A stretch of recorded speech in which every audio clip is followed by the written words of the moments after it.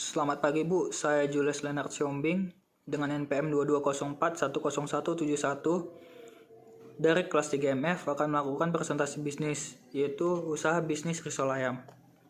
Latar belakang, salah satu pekerjaan yang dapat dilakukan di era globalisasi yaitu usaha kuliner. Seperti yang kita ketahui, usaha kuliner merupakan usaha yang bergerak di bidang makanan dan minuman. Dalam kehidupan sehari-hari, masyarakat tidak lepas dengan makanan gorengan yang dijadikan cemilan. Hal ini dapat dibuktikan dengan banyaknya usaha gorengan dari mulai jajanan di pinggir jalan hingga di kafe.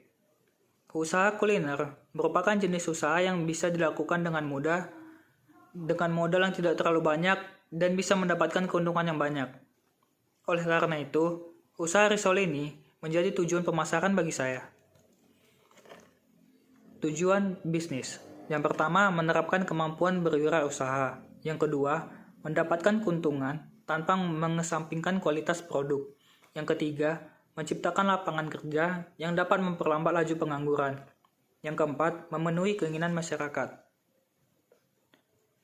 Nama usaha. Dalam membuat suatu bisnis, diperlukan nama usaha agar konsumen mengenal usaha kita.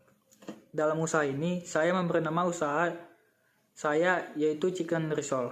Alasan pemilihan nama tersebut dikarenakan risol yang dihasilkan mengandung daging dan kulit ayam. Gambaran produk makanan. Chicken Risol mempunyai beberapa jenis risol yang dapat dipesan, di mana setiap jenisnya memiliki cita rasa yang berbeda. Yang pertama, risol original. Dalam risol original ini terdapat kandungan daging ayam. Yang kedua, risol kulit ayam. Pada risol kulit ayam terdapat kandungan kulit ayam. Yang ketiga, risol sayuran. Pada risol sayuran ini isinya ada sayur-sayuran.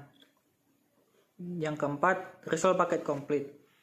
Risol paket komplit merupakan menu spesial dari Chicken Risol karena terdapat daging ayam, kulit ayam, dan juga sayur-sayuran. Yang kelima, saya juga menyediakan risol ekstra pedas bagi pecinta pedas. Proses produksi. Yang pertama, untuk membuat adonan kulit, campur tepung terigu, tepung tapioka, dan susu bubuk. Aduk rata, lalu masukkan kuning telur dan air secukupnya, sampai adonan licin. Saring agar tidak bergelindil. Yang kedua, panaskan sedikit minyak. Lalu, dadar kulit risol satu persatu sampai adonannya habis. Yang ketiga, tumis bumbu halus, masukkan kentang dan wortel. Tambahkan air secukupnya, masak hingga kentang matang dan air menyusut. Matikan apinya, masukkan daun bawang dan daun seledri. Yang keempat, ambil isian, gulung, celupkan ke putih telur yang sudah dikocok lepas. Gulingkan ke tepung panir, lalu lakukan sampai habis. Yang kelima, panaskan minyak goreng, goreng risol sampai kecoklatan, angkat, dan sajikan bersama sambal. Target pasar. Target pasar saya adalah anak-anak dan remaja.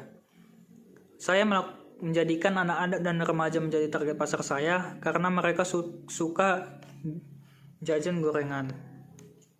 Strategi promosi. Strategi yang dilakukan untuk mempromosikan produk ini adalah dengan terjun langsung ke lapangan dan menggunakan sosial media seperti Instagram, Facebook, dan WhatsApp. Strategi pemasaran. Strategi pemasaran dilakukan dengan cara datang langsung ke lokasi dan juga bisa memesan lewat layanan pesan antar makanan online seperti GoFood, GrabFood, dan juga Shopee Food.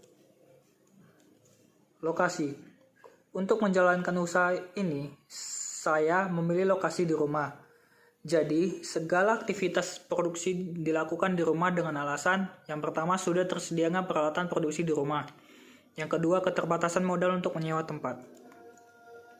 Waktu pemasaran. Saya berencana membuka usaha ini setiap hari Senin sampai Sabtu dari jam 3:30 sore sampai 7:30 malam. Rencana biaya. Yang pertama, peralatan produksi. Dalam kegiatan usaha ini, saya menggunakan fasilitas yang diperoleh dari modal sendiri, yaitu sebagai berikut.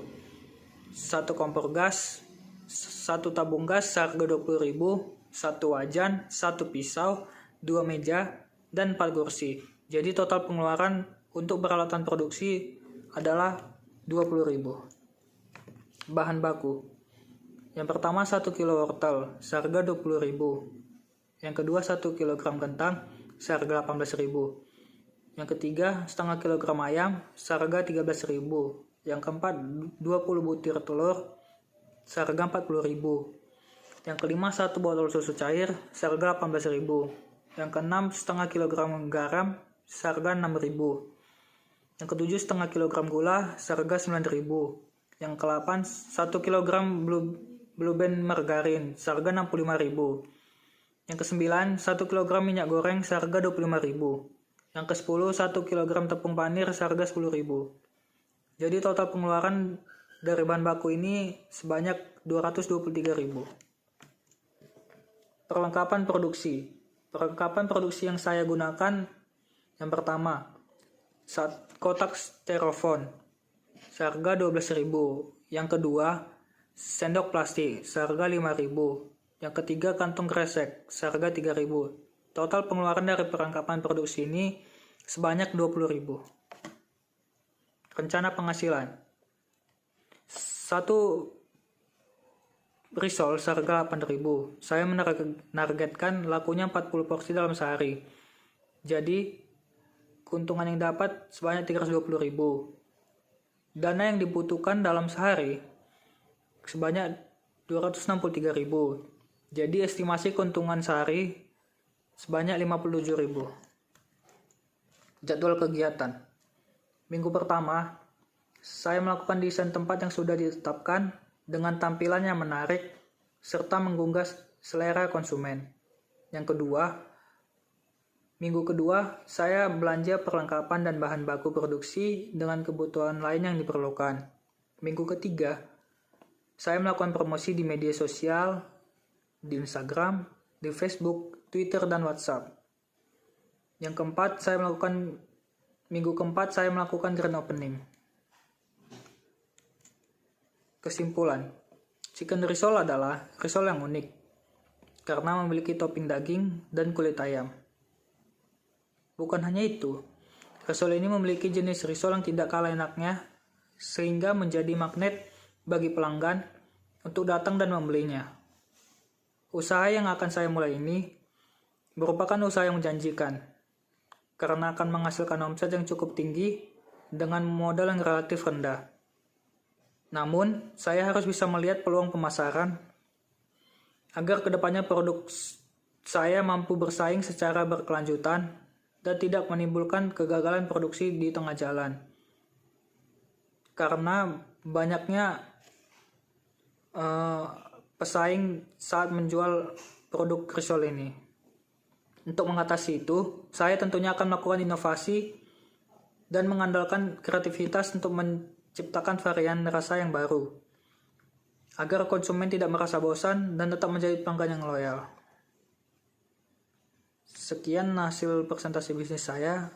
Jika ada salah kata dan ucapan, saya ucapkan minta maaf. Sekian dan terima kasih.